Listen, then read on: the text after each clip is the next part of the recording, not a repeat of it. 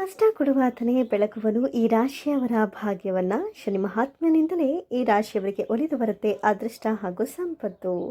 ಹೌದು, ಶನಿ ಗ್ರಹ ಎಂದ ಕೂಡಲೇ ಸಾಮಾನ್ಯವಾಗಿ ಕಷ್ಟವನ್ನೇ ಕೊಡುವಾತ ಎನ್ನುವ ನಂಬಿಕೆ ಹಲವರದ್ದು. ಆದರೆ ಅದು ನಿಜ ಅಲ್ಲ. ತನ್ನ ನಡೆ ಬದಲಾಗ್ತಿದ್ದ ಹಾಗೆ ರಾಶಿಗನುಗುಣವಾಗಿ ಭಾಗ್ಯವನ್ನ ಕೂಡ ಬೆಳಗುತ್ತಾನೆ.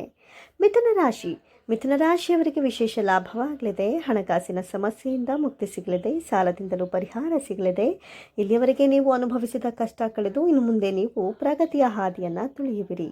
ಕನ್ಯಾ ರಾಶಿಯವರ ಹೆಜ್ಜೆ ಹೆಜ್ಜೆಯಲ್ಲೂ ಕೂಡ ಧನಾತ್ಮಕ ಫಲ ಸಿಗುತ್ತೆ. ವ್ಯಾಪಾರದಲ್ಲಿ ಲಾಭ ಹೆಚ್ಚಾಗುತ್ತೆ. ವಿದೇಶ ಪ್ರಯಾಣಕ್ಕೆ ತೆರಳುವ ಯೋಗವಿದೆ. ಕಚೇರಿಯಲ್ಲಿ ಬಡ್ತಿ ಕೂಡ ಸಿಗಲಿದೆ.